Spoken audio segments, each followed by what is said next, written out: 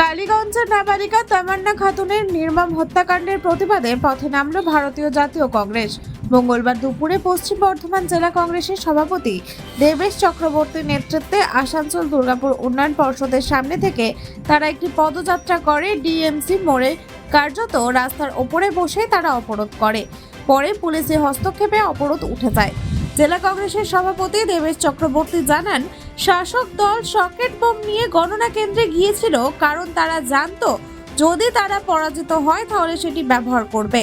পাশাপাশি তিনি পুলিশের বিরুদ্ধে অভিযোগ করে বলেন, পুলিশ বিরোধীদের জন্য সক্রিয় কিছু শাসক দলের নেতাদের পোশাক ড্রেস স্পর্শ করতে পারে না।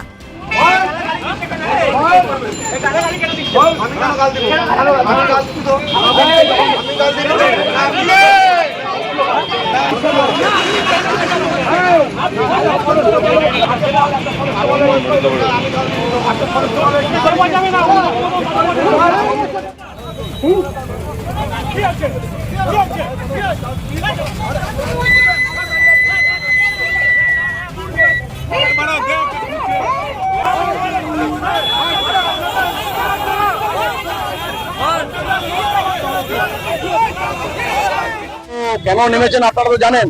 গতকাল কালীগঞ্জে, নদিয়ার কালীগঞ্জে যে ভোট হয়েছে, সেই ভোটের যে নির্বাচনের ফলাফল ঘোষণা হওয়ার আগেই তৃণমূলের যে তাণ্ডব 11 সালের পর থেকে ছিল, কালকে নমুনা আরো বেশি করে দেখা গেল।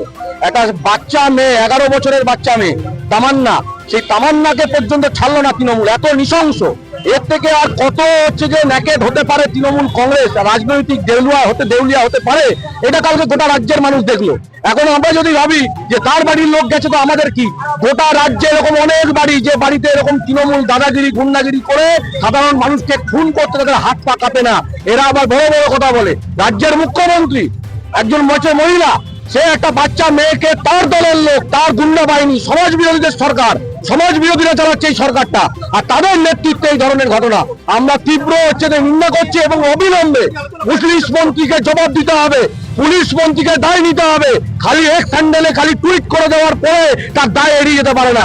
আমরা সেই কারণে বলছি, পুলিশের যে ভূমিকা আজকেও দেখলেন, অনুব্রত মণ্ডল যে মা বোন তুলে গালিগালাজ করে, অনুব্রতকে ধরার ক্ষমতা নেই। আর আজকে পুলিশ মমতা ব্যানার্জির কুশপুতুল দাওয়াতে পুলিশ টানাটানি করছে। কতটা দেউলিয়া হয়েছে পুলিশও, কারণ পুলিশ তৃণমূলটাকে চালাচ্ছে।